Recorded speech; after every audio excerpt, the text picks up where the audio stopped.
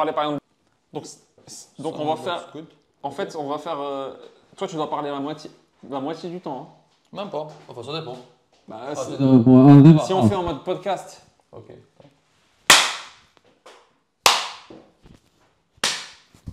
Là, c'est Alibi, là. Yes, je pense qu'on est bien. Rassem, bonsoir. Et marhaba, comme on dit. Marhaba. Très heureux d'être aujourd'hui avec toi dans cette petite rencontre dans laquelle on va aborder plusieurs sujets. Hein. On va parler un peu de tech, start-up, on va parler un petit peu de carrière. Hein. Nous sommes en mois d'août et c'est là où les étudiants choisissent leurs universités, le path de leur vie, hein, a priori. Et voilà, on va parler un peu aussi de le path. Sujets. Le path. C'est quoi le path? Ah, le path. Explique à l'audience. Alors, le path, en arabe, c'est dalb, c'est un mot très intéressant. Et sinon, c'est le chemin qu'ils vont suivre ou qu'ils ont. La trajectoire, quoi. Ouais, la trajectoire, c'est plus intéressant comme terme. Et l'idée, c'est un peu de leur donner des idées. Moi, je pense que c'est très important parce que on est jeune. Moi, je suis passé par là. Hein, j'ai eu mon bac et tout. Et si je connaissais pas des gens. T'as eu le bac, toi? Ah, écoute, oui, parmi les meilleurs. Hein, j'ai été. Bravo. À la Kulihal, évidemment. Et que si je connaissais pas l'ESI, je pense pas que je l'aurais fait. Et c'est le cas de plusieurs personnes. L'ESI, c'est l'école supérieure d'informatique. Tout le monde. Comment tu l'as connu? Je pense que c'était via un cousin lointain qui avait des parents qui étaient médecins aussi, hein, qui a fait ça. Ça tenait pas à beaucoup, quoi. Ah, pas trop. Alors, même si je pense avoir déjà entendu parler d'une école quelque part, mais quand je l'ai vu et on a discuté, c'est là concret. Où, voilà, c'est plus concret. Je savais même pas que c'était à Oued Samar. C'est un coin perdu à Alger, dans l'est, pas très loin de la zone industrielle. Rien à voir. C'est pas genre les bonnes universités en plein centre-ville et tout ça. Ouais. Et donc c'était ça. Son retour a été crucial. C'était pas très positif, hein, mais ça m'a aidé à. T'aurais fait quoi si t'avais pas fait l'ESI? Alors mon choix deuxième c'était INELEC, c'est l'institut d'électronique de Boumerdès. Je savais que j'allais être ingénieur. Ok. Ouais, j'ai même pas mis parce que tu sais quand on a une très bonne moyenne de bac, on a 5 choix seulement, et quand on est excellent, on a que 2 ou 3. Et moi j'avais 5 et j'ai même pas mis médecine. Pourtant mes parents, etc. qui étaient médecins. Même pas 5e? Ah même pas. Ah ouais. Donc j'ai mis que des spécialités Angers et ensuite école de commerce. C'est marrant parce que la plupart de ceux qui vont avoir ces 5 choix, parce qu'ils ont la moyenne pour, ils vont certainement mettre médecine 1 ou 2, la majorité, statistiquement. Même si, d'ailleurs c'est une excellente manière de commencer. Tu sais, cette année, chaque année, il y a toujours des étudiants qui m'envoient des messages, médecine ou etc. Et ça m'a toujours dérangé, je l'ai déjà dit, parce que ça n'a rien à voir. C'est deux carrières différentes.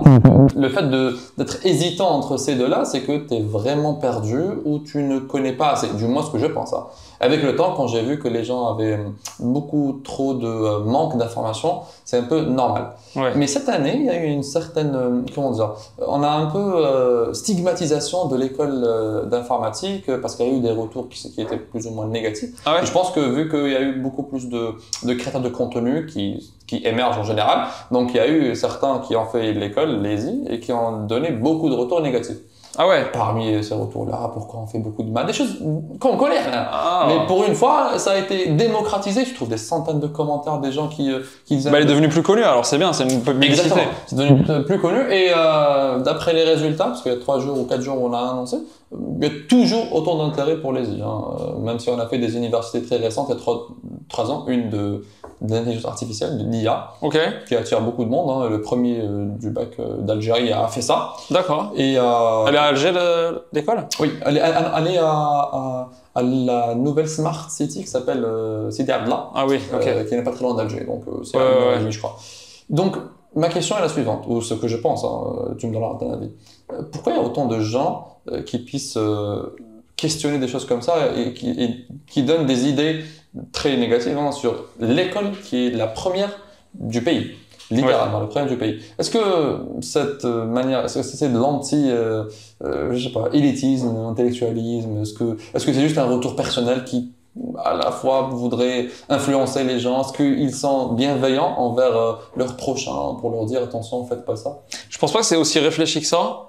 Je pense que beaucoup d'ingénieurs sont passionnés par un sujet et les écoles, en tout cas si tu prends les grandes écoles françaises en ingénieur, si tu prends les 5 premières qui sont considérées comme classe A, elles ont un programme très généraliste, Et dans les specs pour devenir ingénieur, il faut avoir fait beaucoup de maths et de physique dans le cursus. Ça fait partie le syndicat des ingénieurs qui a défini ça et qui et donc en fait quand tu es passionné par l'informatique et que tu arrives dans une école française d'ingénieurs parce que tu as été dans les meilleurs et que tu dois choisir la meilleure par exemple, tu vas faire 1 sur 20 de modules en informatique, tu vois. Alors que tu vas avoir chimie, physique quantique, tu vas avoir tellement d'autres sujets qui t'intéressent pas du tout. Mais c'est une philosophie de dire, ok, l'ingénieur c'est un mec généraliste, d'avoir une culture très large sur ce que c'est que l'ingénieur, sur la physique, les maths, etc. pour qu'il soit capable de créer des solutions. D'ailleurs, ce qui est marrant, c'est que ingénieur, le mot en français vient de génie. Oui, c'est fou, hein. Et donc c'est le génie industriel, le génie machin, etc. Et bizarrement, le mot en anglais, qui est exactement le même, engineer et ingénieur, il a une autre racine, c'est engine, c'est moteur. Donc en fait, ils ont... Ça fait plus de sens un peu, je sais pas. Ça fait un peu plus de sens, ouais. C'est beaucoup plus pragmatique. Le français, c'est plus high level, philosophique, tu vois, le génie. Et c'est plus réfléchi, alors que l'anglais c'est ok, ils font quoi ces gens-là, ils font des moteurs, allez, c'est des ingénieurs. Mais je pense qu'ils ont voulu copier le terme français pour rapprocher du terme français et ils ont trouvé engine, je pense que c'est un truc comme ça. Et donc l'ingénieur, c'est philosophie, est-ce que c'est un mec qui sait tout, enfin qui sait un peu sur tout et à la fin il se spécialise après, ou est-ce que c'est un mec dès le lycée, dès la sortie du lycée, va très vite ne connaître que son domaine. Par exemple en informatique, tu vois les mecs qui sont sortis d'école d'ingénieur versus ceux qui ont fait école d'informatique seulement, donc pas ingénieur, type Epitech, ou les hackers qui ont fait rien, les self-thoughts, tu vois. Il va y avoir toujours un manque chez le mec qui a fait autodidacte de notions mathématiques de base, enfin pas de base, mais un peu avancées. D'algorithmique peut-être, genre. Ouais, algorithmique par exemple, et de la théorie, tu vois. Il va y avoir un manque dans la théorie. Ce qui fait que dans certains problèmes, il va les aborder de manière très pragmatique et moins théorique. Et peut-être qu'il va rater certaines solutions très élégantes au problème et va construire une machine à gaz alors qu'il y a une solution théorique, tu vois. C'est comme un joueur d'échecs qui est très très tactique. Sur chaque coup, il va recalculer. Et un théoricien qui connaît la théorie et qui va pendant très longtemps, pendant 10 coups, il est en train d'avancer sans réfléchir, tu vois. Donc c'est des trajectoires différentes. Je pense qu'il n'y a pas un mieux que l'autre. Mais les mecs qui ont fait la polémique, je les connais pas, j'ai pas entendu cette polémique. Mais je pense que les mecs qui ont fait cette polémique, c'est juste personnellement, ils ont vécu le truc en mode j'étais passionné par l'informatique, je pensais faire ça toute la journée. Et puis je me suis retrouvé à faire des séries de Fourier. Exactement, des intégrales, des trucs. Et donc pourquoi, tu vois? Et donc c'était une souffrance pour beaucoup, tu vois. Moi j'ai fait une école d'ingénieur généraliste en France. Et je connaissais des gens hyper passionnés qui étaient en souffrance pendant 3 ans d'études, tu vois. 2 ans, parce que la 3e année, c'est un peu plus spécialisation, etc. Mais 2 ans où c'était la souffrance, sachant que quand t'as fait prépa, en France, t'as fait prépa avant d'intégrer ça, tu te dis, j'ai 2 ans de maths physique, j'en ai bu à pas en finir, maintenant c'est bon, je vais enfin rentrer en école, c'est fini la souffrance. Et là, tu reprends de la théorie, tu vois. Donc je pense que c'est plutôt une souffrance personnelle, il n'y a pas de calcul de est-ce que c'est une bonne pub pour l'école, et c'est une pub. Au final, les gens entendent parler de l'école. Mais revenons à l'idée de médecine versus ingénieur. Est-ce que c'est normal qu'un quelqu'un à l'âge de 18 ans se demande... Moi, je pense que c'est un manque d'information. J'essaie d'être compréhensif et je me dis que voilà, les gars n'ont pas eu assez de visibilité pour savoir, hein, parce que déjà que pour choisir, il faut avoir une idée sur ce qu'on va faire. Les gens posent des questions de qu'est-ce que je vais devenir après l'école. On pose souvent la question de est-ce que je vais trouver un job. Moi, je pense que ce sera dans 5 ans au moins. On ne sait pas à quoi ressemblerait le monde dans 5 ans et donc c'est un peu difficile. Par contre, si on fait médecine, c'est clair ce qu'on va faire. Hein. On va pas finir charbonnier ou autre chose.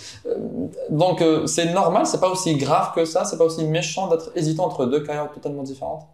Tu penses qu'il y a des gens qui hésitent entre ingénieur et... Moi, je sais pas, leur cœur balance entre les deux. Ah oui, ok. Donc c'est des gens qui sont un peu passionnés par des choses tech ou ingénierie.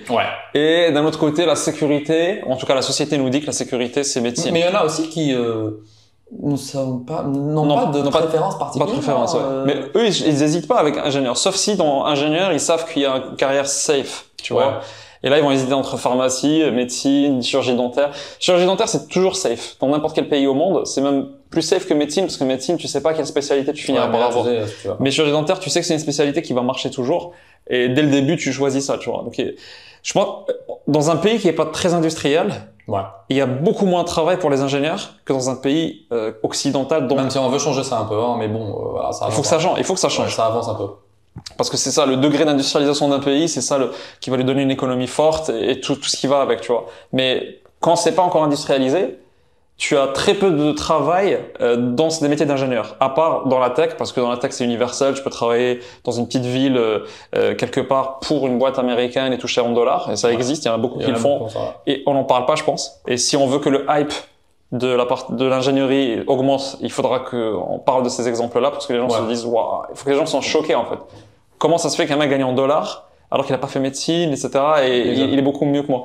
Et donc c'est ce dilemme-là, il est moins chez un pays pas occidentalisé, il est moins présent parce que dans un pays où les ingénieurs gagnent très bien et sont sûrs d'avoir un boulot et les médecins aussi naturellement, tu peux hésiter. Ouais. Dans un pays où c'est pas le cas, c'est soit tu as un coup de cœur pour l'ingénieur et tu suis une passion et tu dis on verra, je suis très confiant, je sais que c'est un risque tout de même. Hein. Dans la tête des gens, c'est un risque. Ouais. Est-ce que c'est vraiment un risque si tu fais une très bonne école d'ingénieur, genre Nézy? Bon, après, la majorité des gens, ils ont un path assez particulier. Hein. Je veux dire qu'ils finissent l'école, ils partent ailleurs, en France, Canada, etc. Et puis, c'est là où ils commencent ils rentrent dans un certain cycle normal. Exactement. Je pense que c'est ça que les gens ne savent pas, c'est que il y a tellement de trajectoires différentes qui permettent d'être bien, d'être confortable et de faire un truc que c'est dommage de se cantonner à médecine, parce que médecine, ça te ferme déjà le fait de sortir dans un autre pays et exercer dans un autre pays. Même si tu veux le faire quelques années, tu peux même pas, tu vois.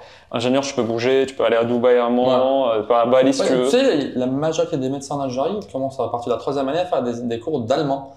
Ouais. Parce que c'est beaucoup plus simple de pratiquer en Allemagne qu'en France et tout le monde a tout le monde, tous les médecins, ils ont cette envie-là. Hein. C'est clair. Les écoles, il y a eu beaucoup de nouvelles écoles d'allemand pour la demande. Ouais, voilà. C'est faux. Ouais, parce que les Allemands, ils ont un manque énorme de médecins et contrairement aux Français, ils ont pas énormément de cadres qui arrivent chez eux et qui demandent de bosser, donc ils sont obligés de baisser céder un peu. Céder un peu, exactement, pour remplir les déserts médicaux. Mais après, je pense que tu te retrouves assez vite dans un désert médical, c'est-à-dire que tu vas pas être à Munich et à Berlin forcément tout de suite. Tu vas avoir un poste dans un truc paumé ou entouré de forêts, tu vois. C'est la majorité, ils finissent là.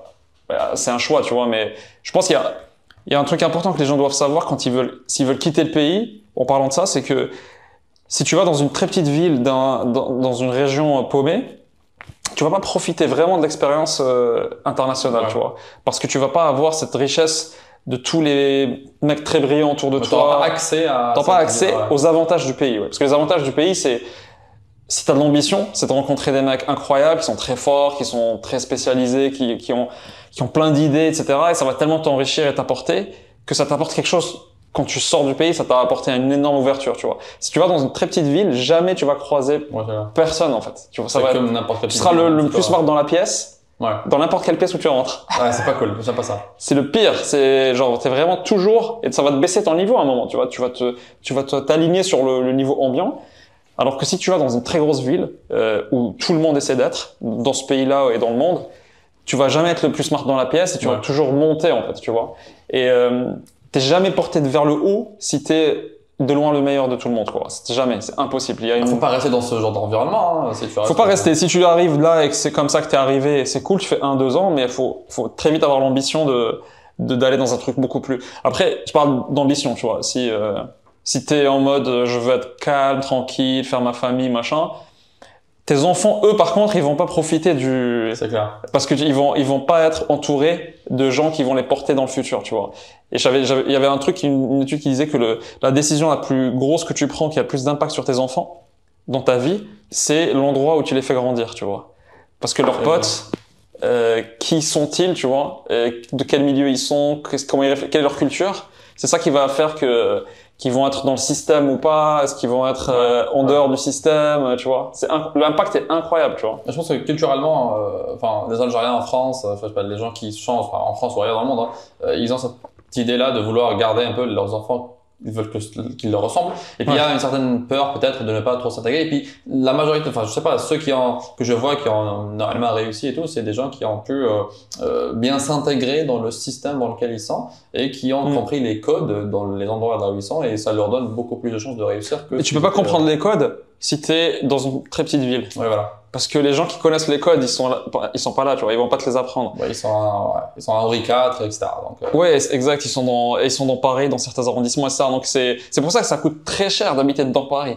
Pour une raison, tu vois, c'est que ça te donne accès au système français. Ça limite un petit peu l'accès, c'est pour ça qu'il y a... Non, parce qu'il y a une demande très forte. Les gens savent que être là changera ta vie, certainement. Et donc, beaucoup plus que tu imagines d'ailleurs. Et donc, ils vont tous vouloir être là. Et les prix sont très hauts, donc tu n'y arrives pas. Et donc, tu décides de... Si t'as 200 mètres carrés en dehors de Paris pour le même prix que 60 mètres carrés dans Paris, parfois tu te dis, ouais, je préfère le confort. T'as peut-être raison, tu vois. Mais du coup, tu iras moins dans Paris, tu feras moins de soirées, tu feras moins de rencontres, etc.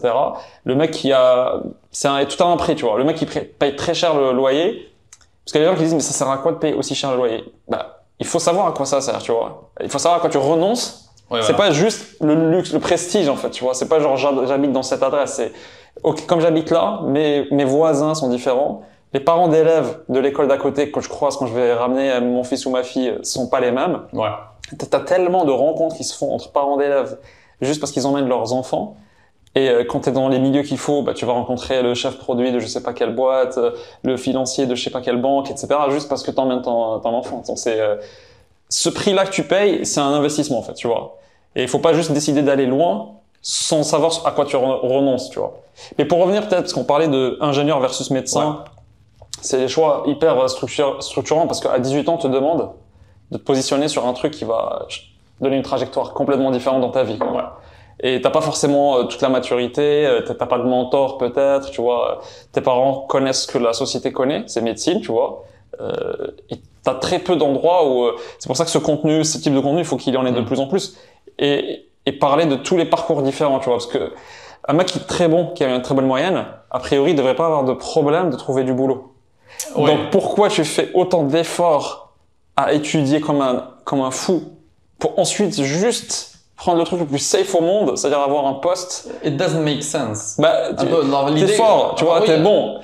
C'est quoi l'ambition de... Mais je pense pas qu'ils ont ce mindset, hein. Peut-être que c'est une langue de culture, comme tu veux, comme tu veux dire. Mais c'est vrai. Bah, en fait, tu vois, un mec qui fait ingénieur aux grandes écoles de commerce, il a 36 000 carrières différentes possibles. Exact. Qui ne sont pas juste ingénieurs ou cadres dans une banque boring, en fait, tu vois. Et ingénieur, c'est la plupart de la plupart de mes camarades, et je pense toi aussi, de classe, en ingé, ne sont pas ingénieurs aujourd'hui. La plupart, tu vois. Il y a quelques-uns qui sont passionnés, qui veulent faire R&D dans, je sais pas, Dassault ou whatever, tu vois. Mais la grosse majorité des autres vont faire ce qu'on disait banque d'affaires tout à l'heure. On expliquera peut-être après. Consultant business, donc, ça oriente à business. Et ils vont devenir petit à petit cadre, une trajectoire de cadre dirigeant, tu vois. Ils vont avoir un poste, tu vois, nous, par exemple, chez nous, chez Legal Place, t'as, le chef des opérations, c'est un ingénieur.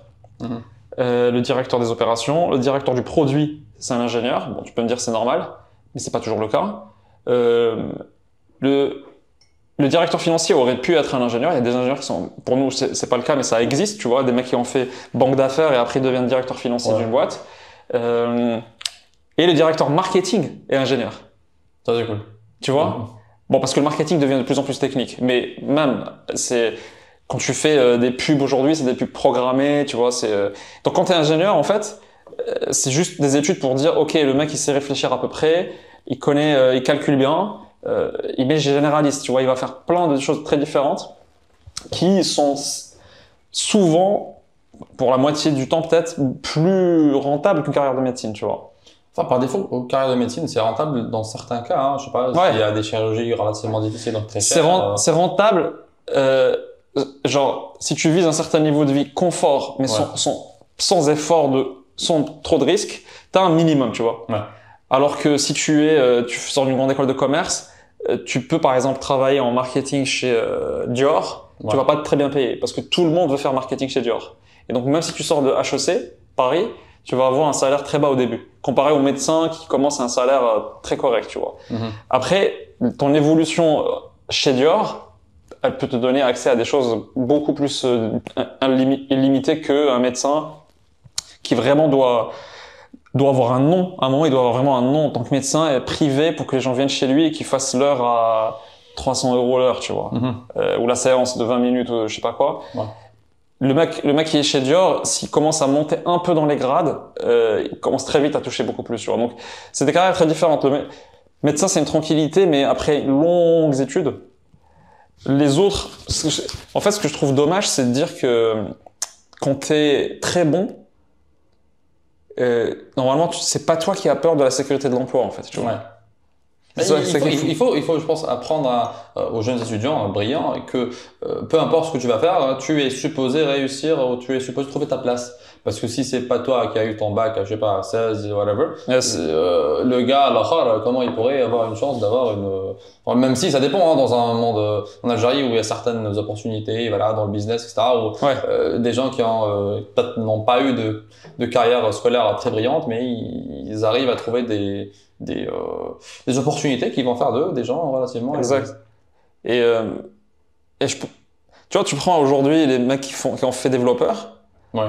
ils finissent à bac+5, s'ils ont fait une école genre d'informatique, ils ont 23 ans et ils rentrent à des salaires qui sont plus qu'un médecin du public. Par exemple, ouais. Mais ça, les gens, je pense qu'ils le savent pas assez. Même si récemment on commence à mieux, on commence mieux à créer du contenu à propos de ça, des gens qui parlent de ça. Surtout qu'il y a de plus en plus d'Algériens, par exemple, qui bossent en Algérie, qui vivent en Algérie, mais qui bossent pour des boîtes, qui bossent physiquement dans leur maison, mais qui bossent pour des boîtes à l'international et qui sont payés 2-3 000 dollars ou euros par mois. Et ça, c'est énorme pour un développeur qui bosse dans le public et qui est payé, je sais pas, 80 000 dinars ou un truc genre, c'est à peine 500 euros. Hein. Ouais. Donc c'est ça qui pousse les gens un peu à s'intéresser à ça parce qu'ils trouvent qu'il y a une rentabilité. Il y a des parents qui disent j'aimerais bien que ma fille ou mon fils soit ingénieur. Ça, je pense pas qu'on est arrivé là. C'est pas encore arrivé là. On n'est pas encore arrivé là. Faut que tu arrives à faire rentrer ça dans c'est dans les une des parents. raisons pour lesquelles, justement, l'idée de créer du contenu, de changer un peu la culture existante. Et ce qui nous amène un peu à un autre sujet qui m'intéresse, c'est le rapport entre choisir sa spécialité après le bac et les opportunités d'entrepreneuriat. Je te mets un peu dans le contexte. Récemment, en Algérie, on fait des calculs, je sais pas si tu es au courant, mais généralement, il y a un metric qui est le nombre d'entrepreneurs par rapport au nombre d'habitations. Genre, how many entrepreneurs per capita, per thousand, je crois. En Algérie, on est très en retard par rapport, par exemple, à un pays comme la France. D'accord. Il y a beaucoup moins d'entrepreneurs en Algérie qu'en France. Et l'idée, c'est pour arriver à la moyenne mondiale, je crois, c'est de faire entre 800 000 et 1 million de nouvelles entreprises, donc entrepreneurs.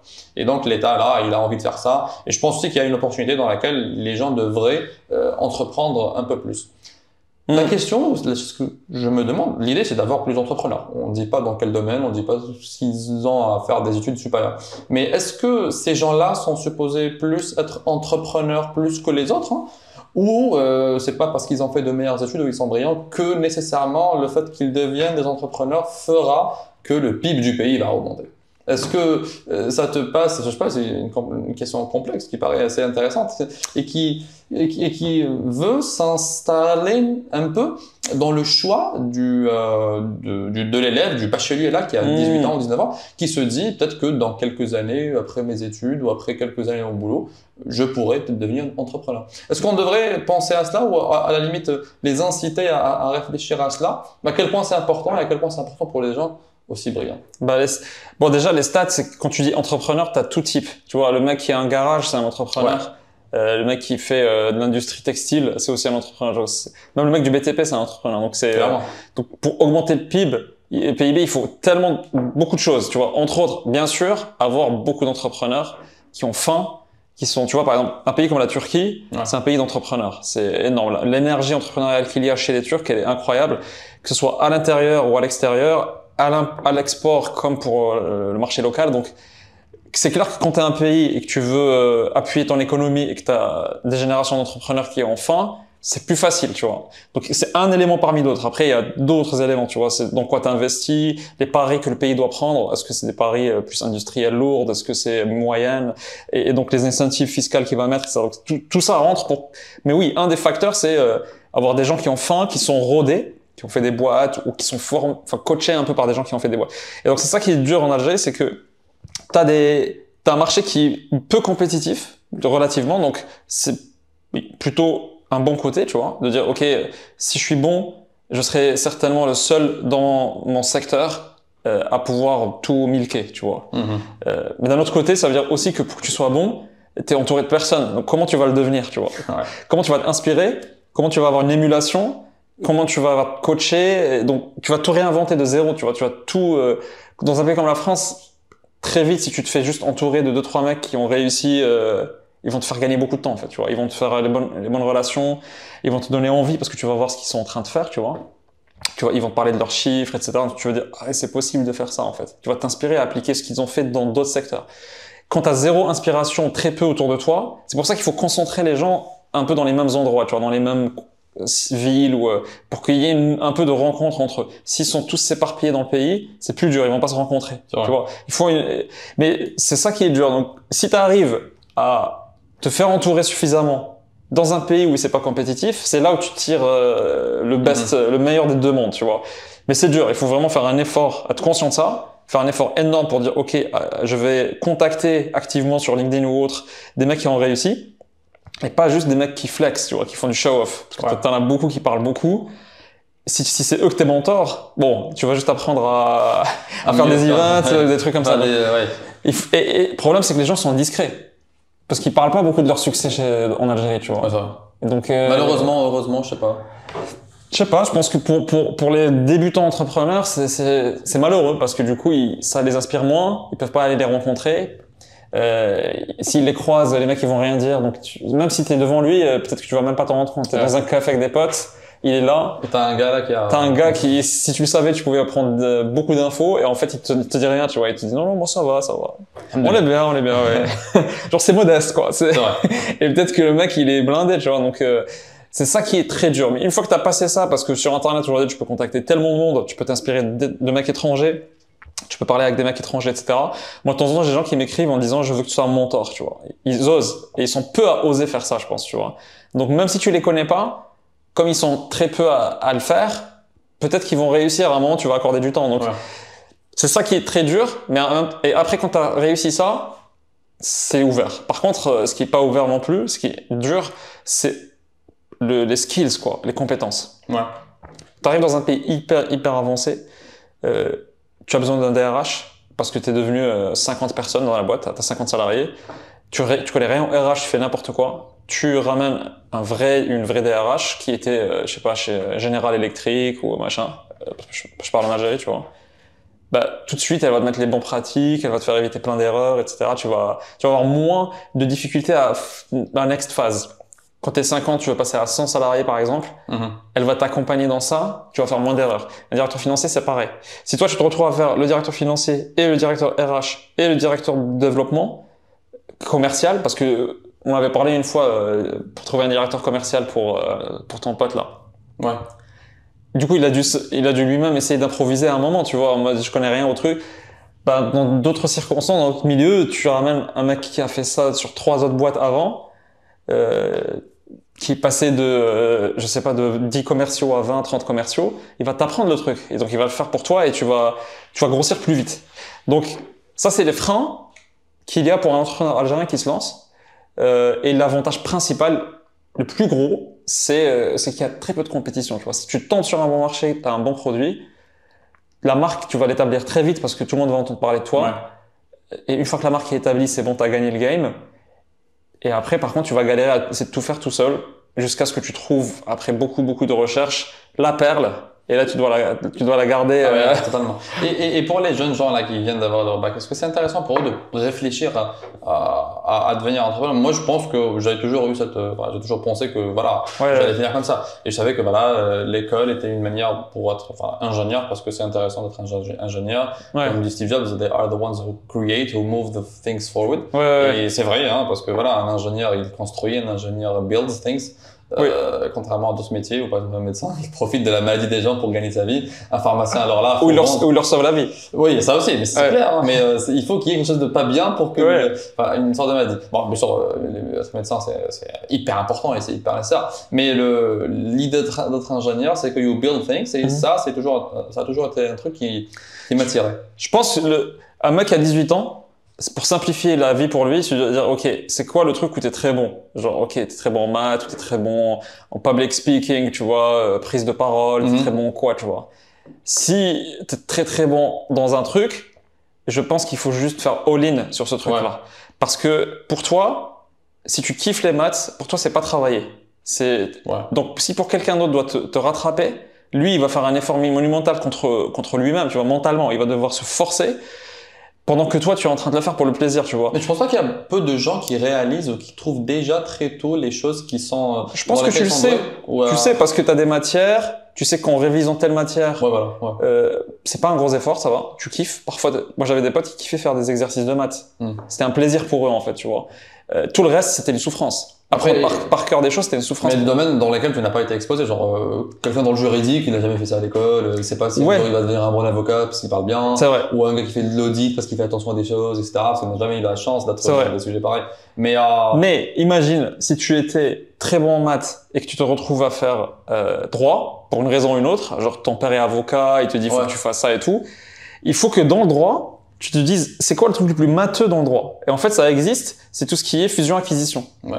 Les fusions-acquisitions, c'est du droit hyper technique, hyper matheux, ou le droit financier, tu vois. Parce que tu vas rentrer, tu vas avoir une boîte qui va racheter une autre, ou qui vont fusionner, et donc toute la négociation qui se fait, elle est sur des chiffres, en partie en fait, tu vois, sur des conditions de qui aura quoi, si on atteint cette valeur, etc. Et donc t'as des calculs Excel parfois, et donc les avocats qui rentrent dans ce domaine-là doivent être un peu à l'aise avec les maths. Ouais. Donc si tu as ce skill, et dans le droit, tu fais all-in dessus, a priori, tu seras meilleur que la majorité qui font du fusion-acquisition en droit, par exemple.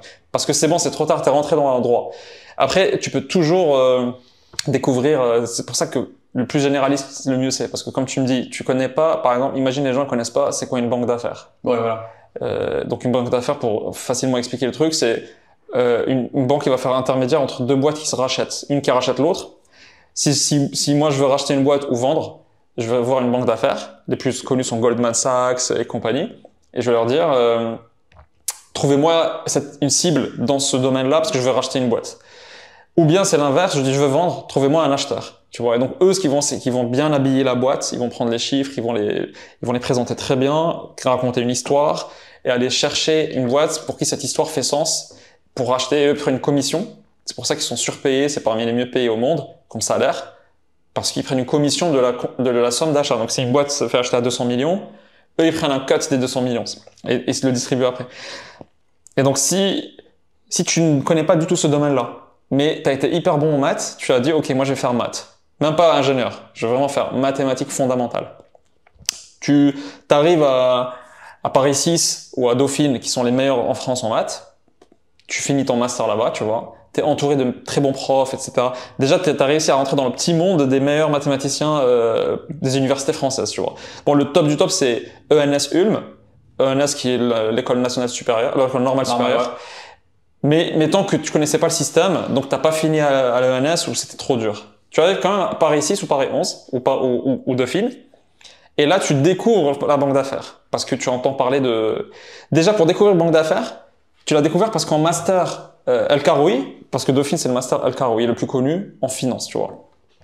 T'as des gens qui vont te parler de ce parcours-là. Il y a des gens en France qui n'ont jamais connu c'est quoi banque d'affaires, mais parce qu'ils ont atterri, on leur a dit les meilleurs viennent là en maths, les meilleurs viennent là, ils arrivent, ils font licence, master, et là ils reçoivent des conférenciers machin qui lui disent banque d'affaires. Bah, Goldman vient faire peut-être même un cours, tu vois. Ouais, il peut faire ça. C'est très très fréquent, tu vois.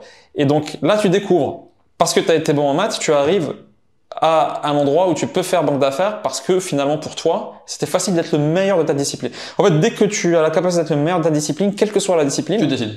Tu réussis en fait. Ouais. Parce que tu réussiras à trouver un moyen de gagner quoi que ce soit. Si aujourd'hui, même si tu sais parler et que tu t'exprimes très bien et que tu racontes du storytelling bien, tu deviens influenceur quoi. Même ça, c'est un skill que tu peux utiliser. Si t'es le meilleur influenceur, tu penses que tu auras un problème d'argent? Jamais tu auras un problème d'argent sur ça, tu vois. Donc c'est très dur de le penser quand t'as 18 ans, mais si t'as un truc où t'es incroyable, pour moi, tu fais all-in. Et à la fin, tu vas découvrir les domaines, tu vas trouver un moyen d'être à l'aise. Et la magie du truc, c'est que même ton travail, ça sera pas un effort monumental pour toi parce que ça sera dans un domaine qui demande le même skill. T'as fait des études de maths, tu t'es amusé, t'as été dans le top parce que tu t'es amusé, donc les autres étaient en train de se torturer. Ensuite, tu as eu les meilleurs tafs possibles en découvrant de nouveaux jobs que tu n'auras jamais entendu parler parce que toi, rien que pour entendre parler de Lazy, il fallait un cousin. Ouais. T'imagines pour entendre parler de Rothschild ou Goldman Sachs ou je sais pas qui, c'est dur. Donc il faut juste, tu follow un path en étant le meilleur à chaque fois dans ton domaine, et tu finiras par rencontrer des gens qui vont te dire ici c'est fou, tu seras très bien et tu continueras à t'amuser, tu vois. Ouais, moi, je pense justement que la majorité des choix se font sur ce qu'on connaît. Et puis, si on connaît pas des choses, on est automatiquement limité sans le savoir. Et you don't know what you don't know, clairement.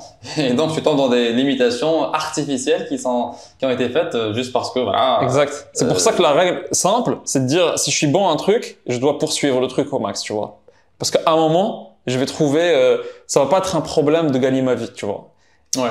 Mais je vais m'amuser. Tous les médecins qui sont matheux et qui détestent soit la bio, soit apprendre par cœur, t'imagines leur quotidien aujourd'hui? Ouais. Ils ont des patients tous les jours, ils doivent les voir. Ou un mec qui est dans le dentaire alors qu'il a jamais été passionné par les dents, en fait, tu vois. Genre... Et je pense pas que l'urgence économique fait parfois le fait que les gens veulent juste garantir un certain. C'est triste un peu, mais. Peut-être le prestige aussi, parfois. Ça aussi, alors là, oui, Ouais. vous le dites web, etc. Oui, je pense que c'est quelque chose qui arrive. Exactement. Les gens qui font ça. Le piège du prestige. C'est un piège, quoi. Ouais. Parce que si tu suis que le prestige, tu peux être très malheureux, en fait, tu vois. Mais tu vois, un mec, si tu veux être très très bon dans ton domaine et donc être très confortable, avoir du prestige, etc., tu peux pas choisir quelque chose où t'es pas à l'aise. Parce que tu dois avoir une obsession dans ton domaine, tu vois. Mm-hmm. Genre, si un mec veut faire du contenu, ça doit pas être un effort pour lui. Il peut être le soir, il va dormir et il a une idée, il se dit, il faut que je la note. Sa tête est en train de travailler le soir. Comment tu vas faire autant de contenu de qualité que lui si toi, ça te fait vraiment chier, en fait, tu vois. Tu cherches, etc. Tu dois chercher, tu dois bloquer des heures, tu te forces, et après tu te dis non, je vais faire une pause, etc. Et cette obsession, c'est comme si tu me disais Kobe Bryant en basket, ça fait chier. Le mec, il a une obsession tellement forte quand il gagne le lendemain à 7h ou à 6h du mat, il est en train de s'entraîner, tu vois. Ouais. Parce que pour lui, il a une obsession, tu vois. Et une fois que tu as atteint cette obsession-là, t'es inarrêtable, tu vois. Mais tu peux pas avoir une obsession dans un truc que tu détestes. C'est impossible, tu vois. Donc je pense que c'est la règle la plus basique que quelqu'un peut. Après, détester, c'est clair, hein, mais être indifférent, c'est aussi dangereux, hein, dans le sens où tu fais quelque chose juste because it's. Bah, tu fais le minimum après. Voilà, ouais. Et c'est une souffrance, mentalement. Toute la journée, t'es en train de souffrir, en fait, tu vois. En mode, je me force à faire un truc. Alors que tu vois, si un mec qui kiffe les échecs, il le fait quand il a 5 minutes de libre. Il va sortir son truc et il va jouer. C'est vrai, et j'en connais beaucoup. Hein. Ouais, et un mec qui déteste ça, imagine, il doit faire ça toute la journée, c'est chaud, hein. Ouais. Il va jamais être aussi bon que le mec qui est obsédé par ça. Mais surtout, les boulots peuvent être aussi intéressants et aussi kiffants. Moi, je pense qu'il y a des boulots où c'est cool de build things, etc. Ouais. Après, il y a des boulots où tu dois le faire, hein, voilà. T'as toujours une partie chiante, hein. Même le mec qui est passionné de basket, parfois peut-être qu'il déteste faire des entraînements de 3 points, de shoot de 3 points, il doit améliorer son 3 points, tu vois. Mais overall, en général, tu vois, quand tu prends sa journée, sur 8 heures ou 5 heures de travail, il va y avoir peut-être 3 heures où il sera en kiff un peu, 2 heures où il fera tout ce qui est chiant. Mais tu peux tenir parce que ton énergie remonte, c'est comme les jauges, tu vois, de jeux vidéo. Ta jauge d'énergie, elle remonte quand t'es en train de faire un truc cool, mais qui te fait avancer. Et ensuite, tu la reconsommes pour faire des trucs pas cool. Mais à chaque fois, tu la recharges, tu vois. Il faut qu'il y ait c'est sinusoïdal comme. Il faut qu'il y ait quelque chose qu'on pense. Alors que si tout ce que tu fais est dur, parce que t'es pas littéraire et on te demande de créer de la littérature toute la journée. Ça va être sûr là. C'est toujours en down. Tu finis la journée, ta batterie est down et c'est triste. C'est dur de le penser parce que ta zone de confort, c'est d'aller vers le connu. Comme tu dis, on ignore ce qu'on connaît pas. Ouais. Mais donc tu t'exposes un peu. Tu vois, tu te dis je vais faire maths, mais je sais même pas à quoi ça sert en fait. Je vais devenir prof. Genre, j'ai pas envie d'être prof. Tu vois, beaucoup de gens pensent que faire des maths, c'est pour devenir prof de maths. Parce qu'il n'y a pas d'autres, tu vois. Et comme l'économie n'est pas très diversifiée, ils ont peu d'exemples autour d'eux qui ont fait des trucs exotiques. Banquier d'affaires, consultant, donc c'est pire encore, tu vois. T'as encore beaucoup moins d'informations qu'un mec qui est né en Allemagne ou à Londres, parce que eux, ils ont au moins un oncle qui a fait un truc un peu exotique. Un cousin qui a fait quelque chose. Exactement. En parlant de ça, c'est particulier, mais il y a eu, tu sais, après l'annonce des moyennes d'accès au bac, il y a eu des disciplines qui ont connu une inflation horrible parce que les gens veulent les faire. Ok. Des nouvelles lesquelles, des nouvelles oui, mais pas trop. Enfin, je veux dire qu'on connaît, mais qui ont eu beaucoup d'intérêt. C'est par exemple ce qu'on appelle les écoles normales supérieures. C'est là où on devient des enseignants. Et par exemple, la spécialité enseignant maths CEM a été la plus demandée ever. Genre, il fallait 18 pour faire l'affaire. C'est incroyable. Parce que 18 de moyenne? 17 et quelqu'un. Il y a eu des trucs comme les maths. Le premier, il a combien maintenant? 19,04, je crois. Ah ouais, un peu plus, 19,5 je crois. Après, ils font la moyenne pondérée, ils prennent par exemple le maths, physique, ils font une moyenne et puis il y a une plus grande inflation. C'est ça. Mais après, il y a ça, il y a les écoles, parce que pour devenir... Et médecin, c'est combien? 16 et quelques, je crois. J'ai oublié les... Et pour faire prof, c'est plus élevé? Il y en a il y a certaines disciplines pour être prof dans certaines matières, oui, qui sont en plus...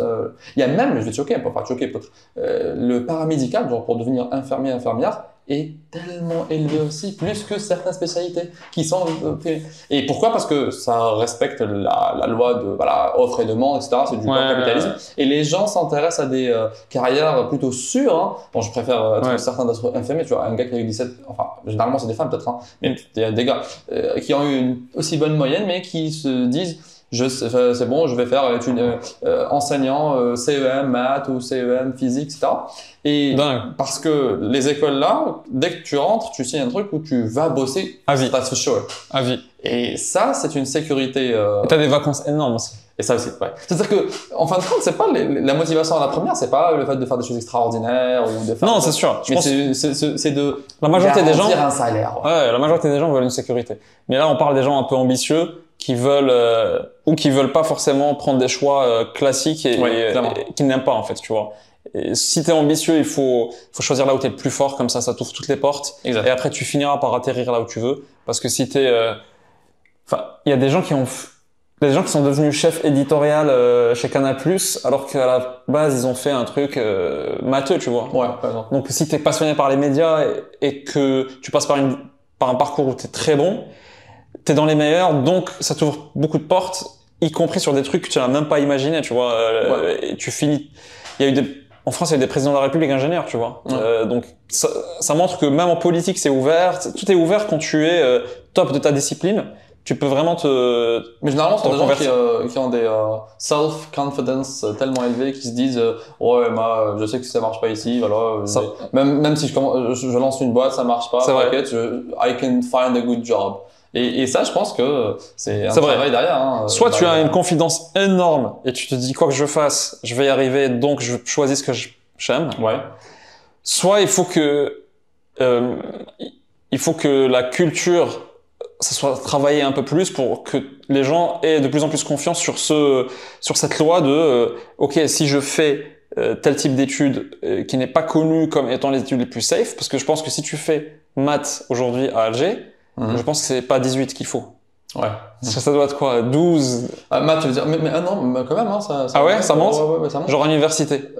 Aussi, ouais. Alors, parce que généralement, c'est... Ah, c'est maths info. Exact. Oui, c'est à cause de info que maths augmente. Exact. Et puis, on a séparé, et on a vu la différence. En chimie, à cause du pétrole, peut-être, dans certains... Il y a aussi les sciences techniques, etc., où c'est pas du tout... Ouais, sciences techniques, 11, 10, etc., sciences techniques, sciences de la matière, etc., parce que c'est pas très... voilà. quoi.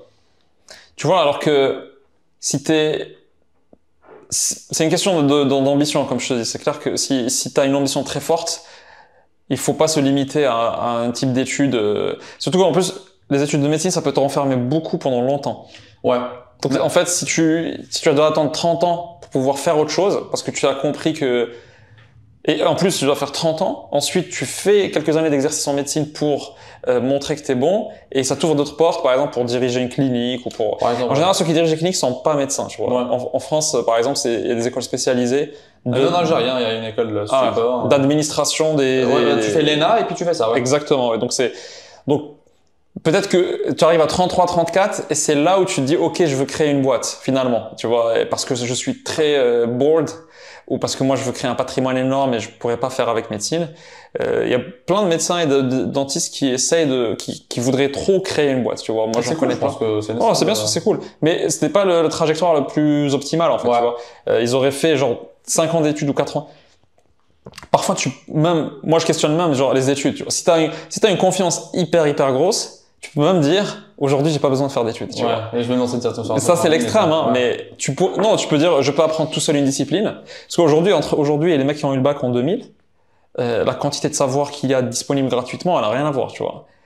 Avant, pour avoir juste ce type de vidéo-là, en 2000, tu pouvais pas le trouver. Ouais. Aujourd'hui, tu tapes YouTube et t'as des témoignages de plein de gens qui parlent de plein de choses gratos, qui t'apprennent, et souvent, beaucoup parlent enfin, il y a du contenu de qualité aujourd'hui, tu vois, qui vaut de l'argent, tu vois. Mais il faut le trouver, il faut le chercher, c'est ça qui prend du temps.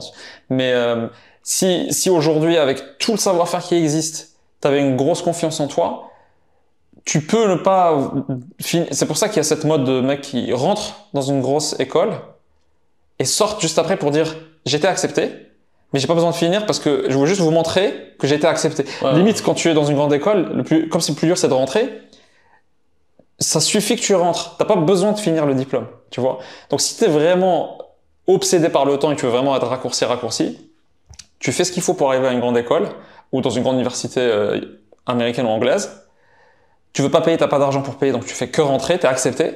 Tu sors, tu dis voilà, j'ai été pris par Oxford.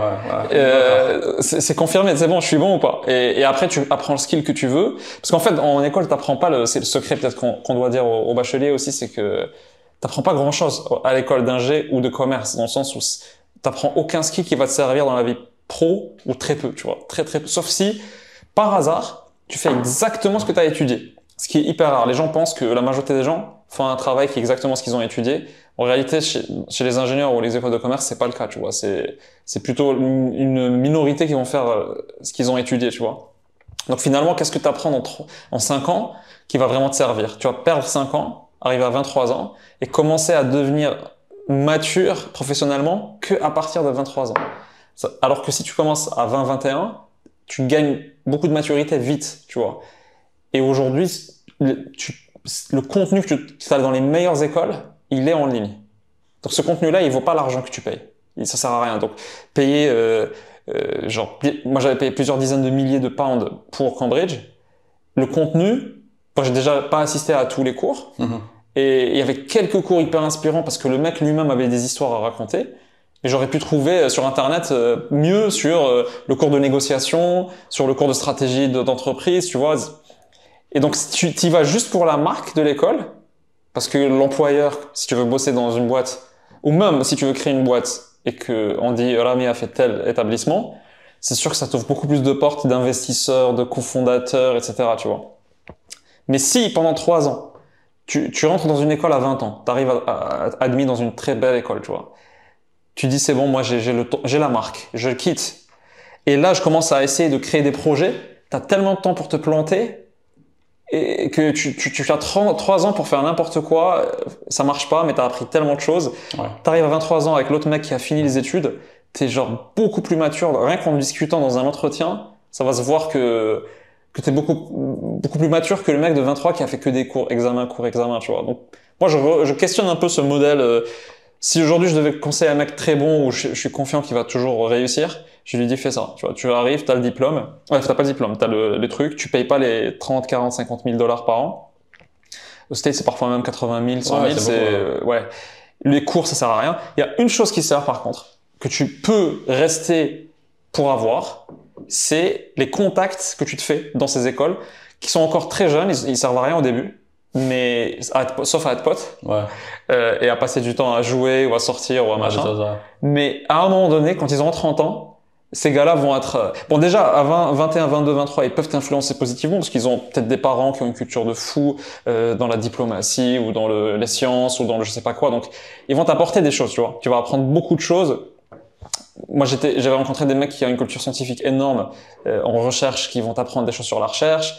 D'autres qui ont une culture business, qui vont te parler de business. T'as jamais entendu parler peut-être toute ta vie parce que tes parents sont pas dans le business. Des mecs qui étaient incroyables au poker, qui gagnaient leur vie avec le poker et qui ont payé MIT avec du poker, tu vois. Et tu te dis waouh, c'est inspirant. Tu te dis comment ce mec arrive à faire ça. Ça ouvre les possibilités pour toi. Tu te dis beaucoup de choses sont possibles. Pourquoi je me limite à ce que je connaissais avant, tu vois. Tu vois un mec qui dort à côté de toi, tu vois, genre dans le campus, qui va voyager vers MIT parce que c'est bon, il a pu le payer. Je peux te dire, ça t'ouvre beaucoup les chakras, en fait, tu vois. Et une fois que ça, c'est bien, ça, c'est très positif. Et les networks, parce que 30, 35, 40, ces mecs-là vont occuper des postes. Tu les as connus, t'as bouffé avec eux, t'as dansé avec eux, t'as fait tous les coups. Là, ils seront un peu... Là, ils sont établis, tu appelles, tu dis voilà, j'ai une boîte, j'ai besoin de rentrer dans telle boîte pour avoir un deal. Ça t'ouvre, tu vois. Donc, c'est pour ça que ça peut servir pour ça, mais pas pour le contenu de... Tu vois, pas pour le... Donc, si t'as déjà un réseau parce que t'as par hasard, ta crèche, ta maternelle, etc., il y avait que des stars. Ouais. T'as pas besoin de continuer jusqu'à 23 ans. Si t'as aucun réseau, tu peux rester quelques années en études pour rassembler quelques bons contacts. Si t'as pas le temps et que tu es pressé, tu vas build things, te planter, recommencer. À 23 ans, t'as encore le temps de... Et là, on est en train, pour résumer, on est en train de dire aux étudiants si vous avez les contacts nécessaires et ce qu'il faut, pas besoin d'aller à l'école, hein, mais si you need to have good friends, Je vais à l'extrême.